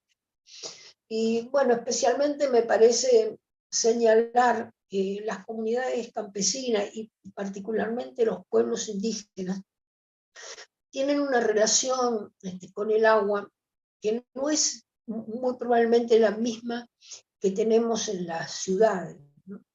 Y por tanto hay un capítulo, el artículo 24 y 25, ¿no? Donde se protege especialmente ese uso tradicional del agua, ¿no? En las zonas de captación que ellos lo tienen, y que son los que usan para su subsistencia, su economía o sus prácticas culturales, ¿no? Y en función de esa relación especial que tienen con el agua los pueblos originarios, y tienen el derecho al uso y a la convivencia con el agua, ¿no? Y la autoridad debe preservar ese derecho, que es un derecho inalienable, es un derecho imprescriptible, Y no tiene que acreditar nada, no tiene que cumplir con ninguna exigencia, ¿no? Es decir, acá el artículo 75, inciso 17 de la Constitución Nacional, establece, en consecuencia con las normas internacionales, que se debe reconocer la preexistencia étnica y cultural de los pueblos. Acá no lo pusimos en el artículo, pero no pueden hacer lo que hizo la legislatura de Mendoza, que fue decidir que los pueblos originarios no eran originarios, ¿no? Bueno, y cualquier política, cualquier autorización que perturbe, que altere este uso consuetudinario del agua y esta relación que tienen los pueblos con el agua, ¿no? Es objeto de un procedimiento que requiere otra vez el consentimiento libre, previo, informado, y se tiene que respetar en todos los casos las decisiones adoptadas por los pueblos. Después, el artículo 26 establece el derecho humano al agua y al saneamiento, ambos, ¿no? Un derecho que es universal, inalienable e irrenunciable, ¿no? Y comprende el derecho a disponer del agua, es decir, la disponibilidad, el abastecimiento del agua, que es continuo, que tiene que ser regular, que tiene que ser suficiente. La calidad del agua también está incluida en eso, parte del derecho humano al agua. Si el agua tiene que ser potable y tiene que ser segura, sin sustancias químicas ni radiactivas, ni tienen que estar alteradas las características físicas o químicas, ¿no? De un modo que obstruyan o amenacen la salud de las personas. Y también tiene el derecho al acceso al agua para uso personal y para uso doméstico, como lo habíamos definido antes, o a la instalación de servicios de agua que deben estar al alcance físico y económico. Bueno, no puedo poner el agua y después decirle que la mitad del sueldo se le va a ir, como pretende Mercorón, para pagar el agua, ¿no? Y en caso de que la extracción de agua o la provisión de agua de red no sea apta para el consumo, porque ha sucedido más de una vez, las autoridades o los prestadores del servicio de agua deben garantizar el suministro de agua potable y segura sin ningún costo adicional.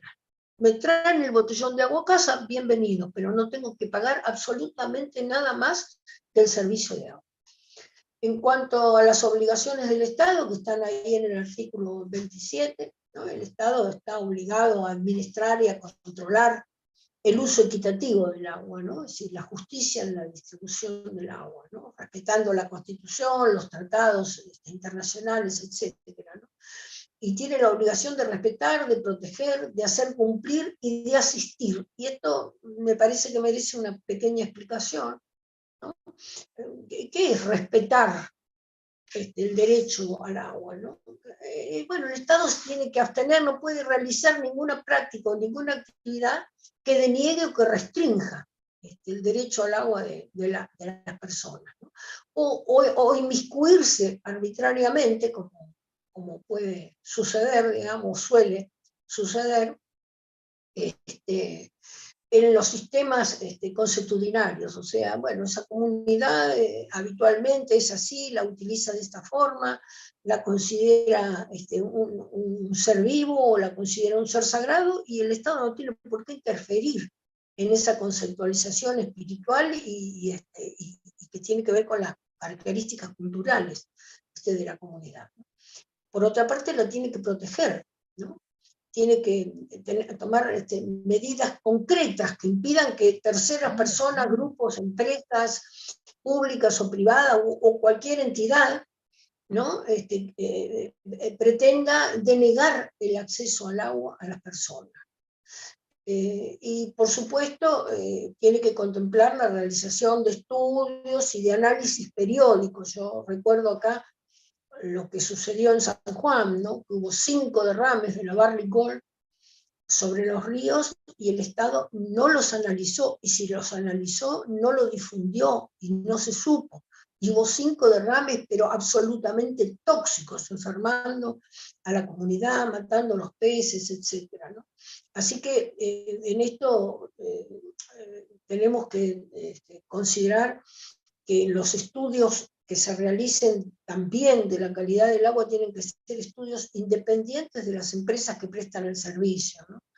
Porque aparecen estudios que, digamos, justifican, no pasó nada, fue un poquito, fueron 2 litros de cianuro lo que se me cayeron, como dijeron los de la Barri, y se habían volcado más de 500 litros y la contaminación fue enorme, ¿no? Y por tanto, como acá se trata de la salud y se trata de intereses en conflicto, ¿no? La alteración o no del agua tienen que ser estudios independientes de los prestadores de servicio. También el Estado tiene la obligación de hacer cumplir, ¿no? Cumplir la normativa, ¿no? Y todas las medidas que permitan o que ayuden a los particulares o a las comunidades a ejercer el derecho.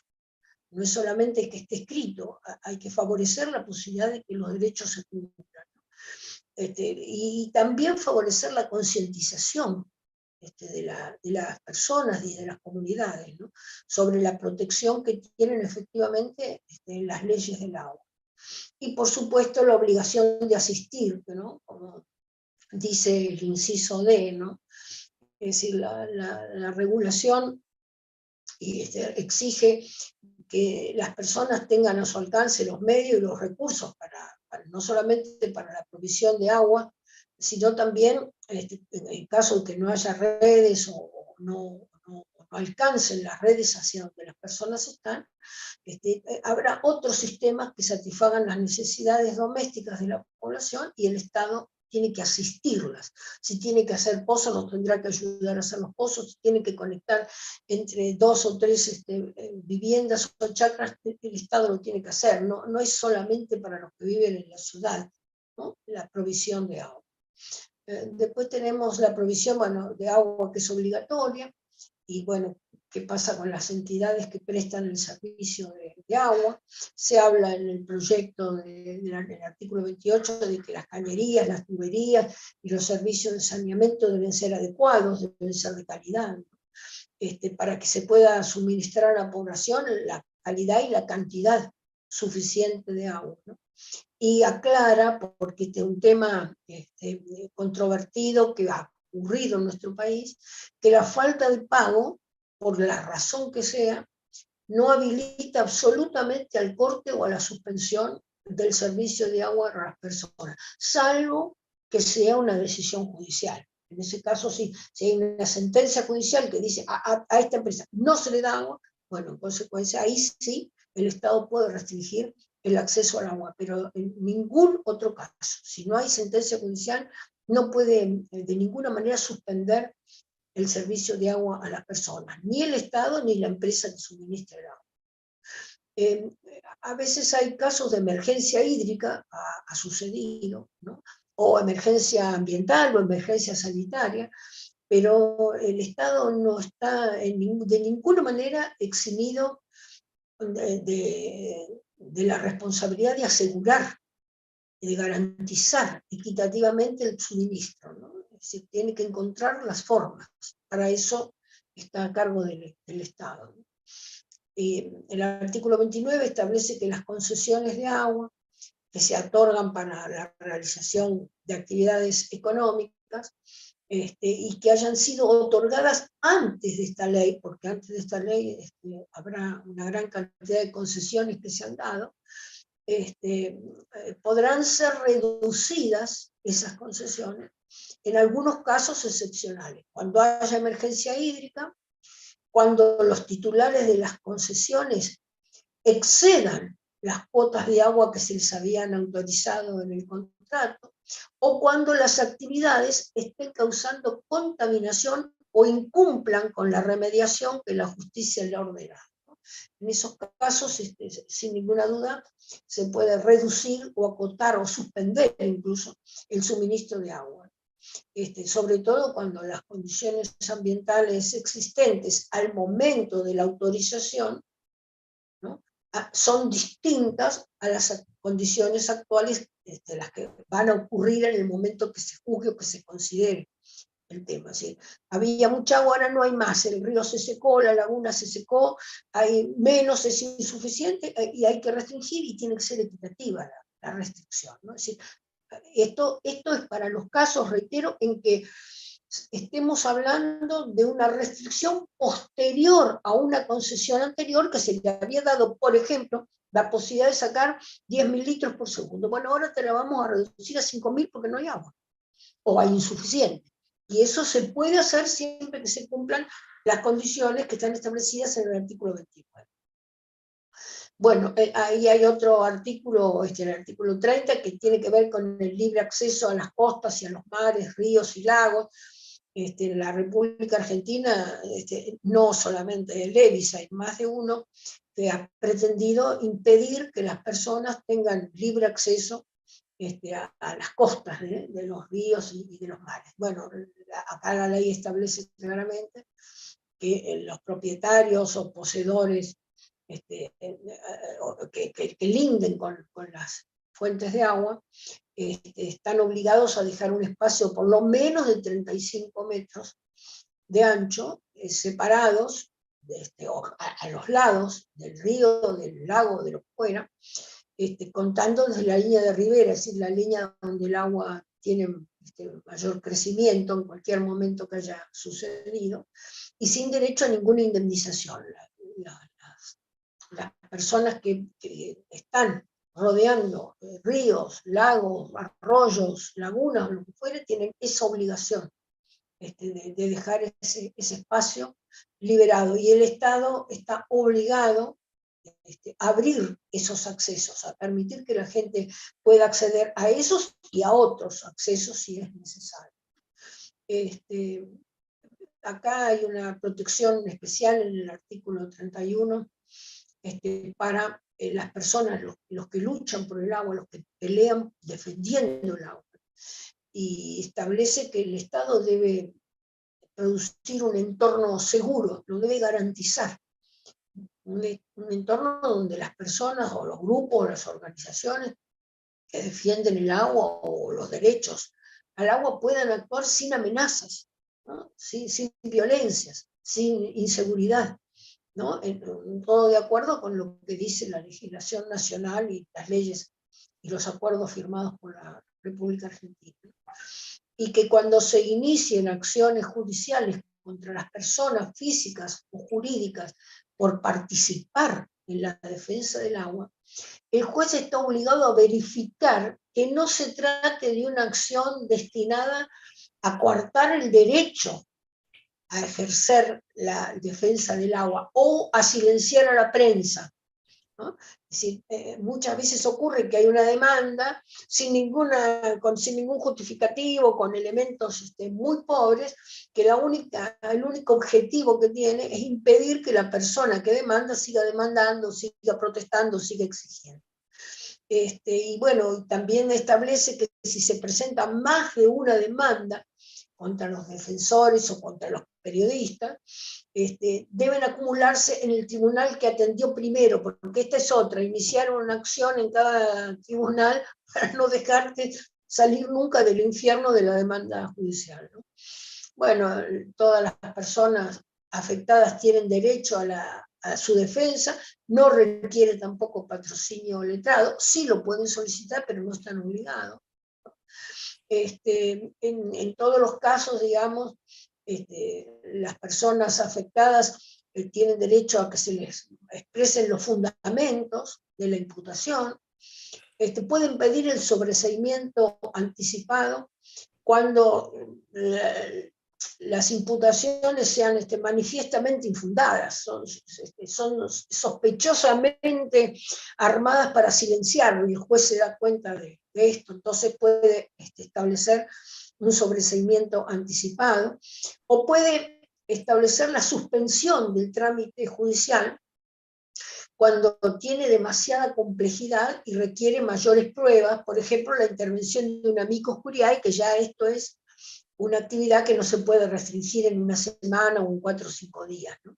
Ahí sí hay que realizar una audiencia pública que tiene que estar difundida con la tecnología que exista en multimedia para que todo el mundo pueda enterarse, y para que ahí se pueda debatir, digamos, la demanda y la acusación, o las dos, o una u otra, ¿no? Y también existe la posibilidad de que el juez establezca una especie de fianza, no una especie, es una fianza, para cubrir las costas eventuales que pueda tener el procesado, o el hecho procesal, para que, digamos, haya una cobertura para la realización de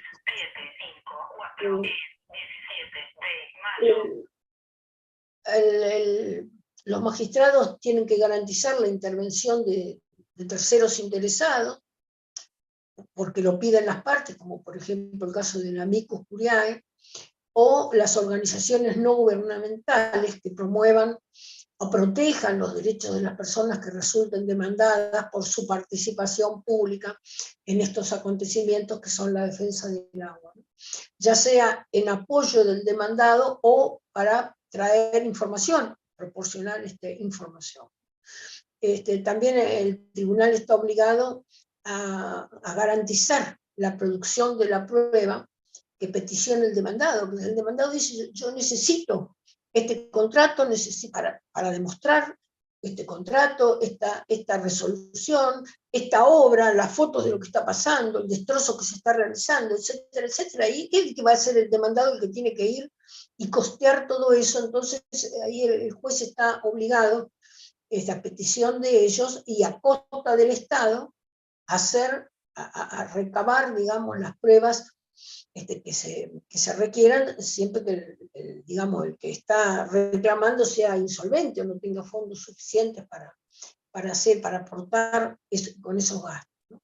Bueno, y una vez que se cierra el debate, tiene que haber previamente una intervención del Ministerio Público Fiscal y de la Defensoría Oficial, y ahí deberá expedirse, digamos, también en términos de tiempo breve, que se acota a 10 días, digamos. Entonces es el total que tiene el juez para expedirse.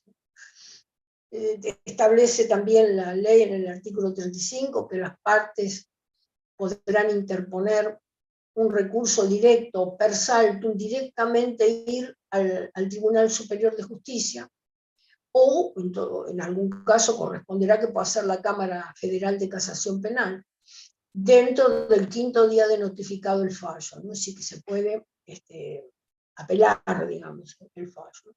Y el tribunal podrá revocar, convocando una audiencia pública para los alegatos, y además también podrán participar ahí también terceros interesados, amicus curiae, etcétera, etcétera. Después el artículo 36 establece que en caso de condena, cuando se haya, digamos, demostrado que hubo abuso de parte del actor, con la voluntad de coartar la participación pública de defensa o de silenciar a la prensa, es condenado con el pago de las costas, ¿no?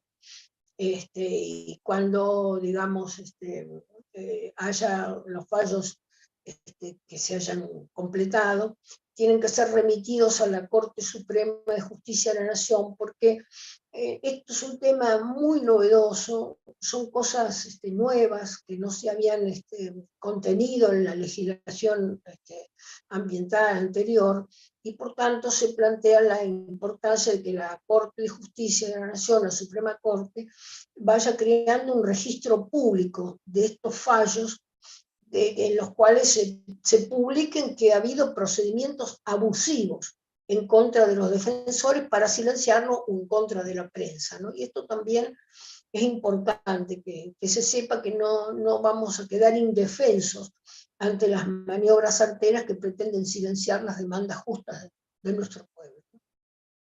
Y después se invita a los colegios profesionales, el colegio de abogados, digamos, ¿no?, a que haya una recomendación de parte del colegio a sus socios, a los letrados, a los abogados, de que no patrocinen acciones judiciales que tengan por objeto acallar o coartar el derecho de las personas a defender el agua y a participar en la defensa del agua. Después se establece en el artículo 38, que no vale la pena comentarlo, quién es la autoridad de aplicación. Y la autoridad de aplicación es la máxima autoridad ambiental, en este caso en este momento a veces ha sido ministerio, a veces ha sido secretaría, no importa cuál es el cargo, sino que la autoridad máxima en materia ambiental nacional es la autoridad de aplicación. Bueno, coordina, articula, promueve en las distintas jurisdicciones que haya acuerdos y que haya programas que favorezcan la aplicación de la ley, el conocimiento de la ley, la difusión de la ley, ¿no? El desarrollo de capacidades de parte de las jurisdicciones para la aplicación de la ley, que ayude a identificar las situaciones de conflicto, que ayude a diseñar e implementar un programa nacional de carácter federal para la restauración de los sistemas hídricos.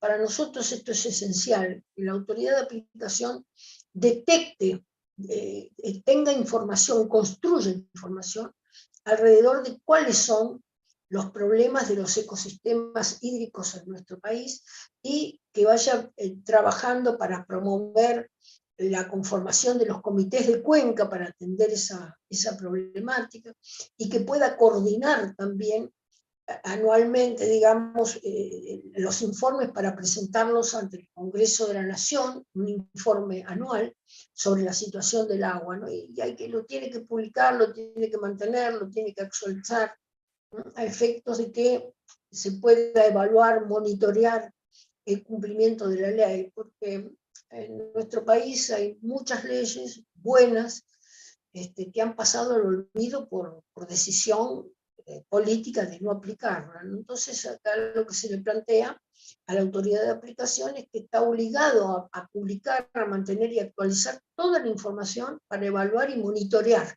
cómo va el cumplimiento de la ley, ¿no? Por supuesto, solicitar informes, opiniones a entidades públicas o entidades privadas, los que necesiten, y difundir las disposiciones de la ley, ¿no? Así, acá nosotros tenemos una ley, que es la ley Yolanda, por la cual el Estado ha generado la capacitación, la formación en temas ambientales de los funcionarios, y bueno, la idea es que esta ley también tiene que ser incluida en esa capacitación, claro, si se aprueba, ¿no? Y bueno, y eventualmente también tendrá que producir la traducción, a veces hay contenido, lo que sea, a las distintas lenguas de los pueblos que estén involucrados, ¿no? Sobre todo se trata de pueblos originarios, es la Secretaría de Ambiente, en este caso, o la autoridad de aplicación que fuere, la que tiene que distribuirlo en distintas lenguas. Y tiene que participar también la Secretaría de Ambiente o el Ministerio de Ambiente, junto con el Ministerio de Educación, en la inclusión de los preceptos de esta ley en la educación ambiental, ¿no? Y también tener una política de difusión para los medios de comunicación.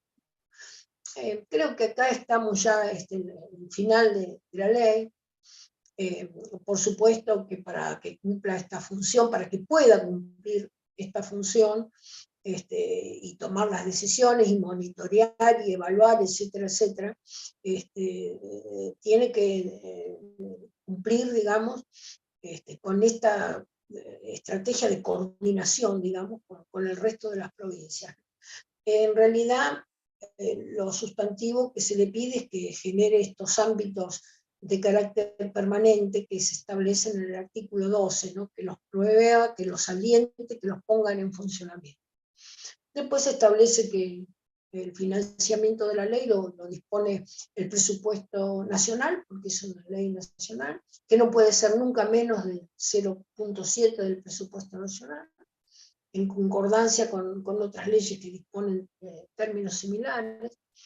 Y después está así el capítulo del artículo 42 de las sanciones, ¿no? Simplemente apercibimiento, multa,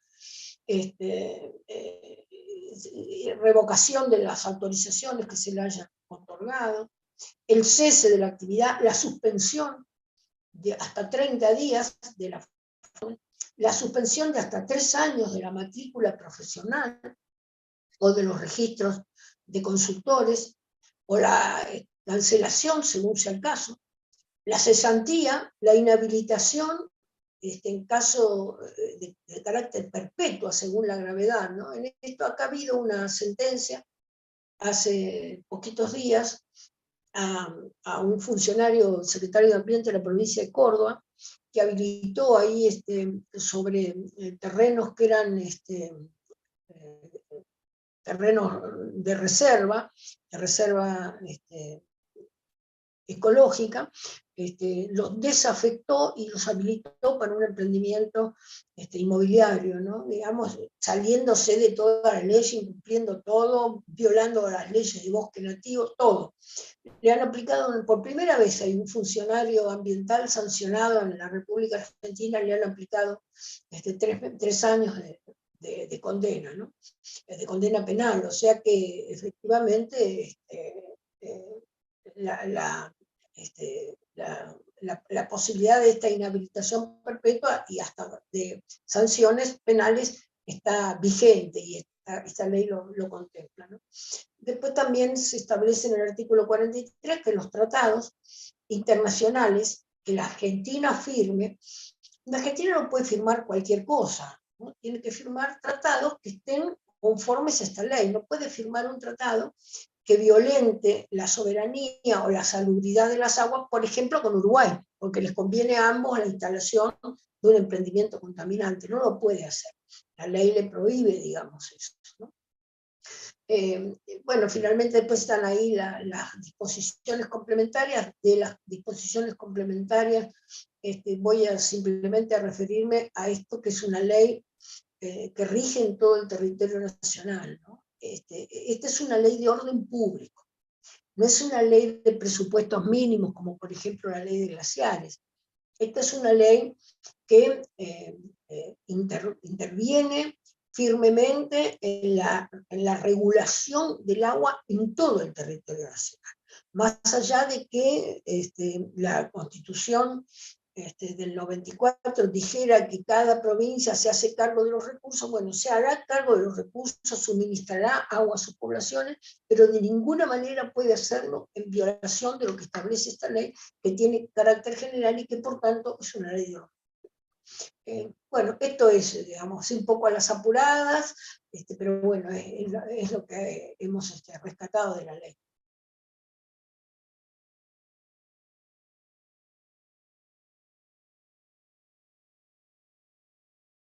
Espero que se haya entendido. Gracias, Marta. La verdad, Gracias. impresionante ambas situaciones, ¿no? La parte de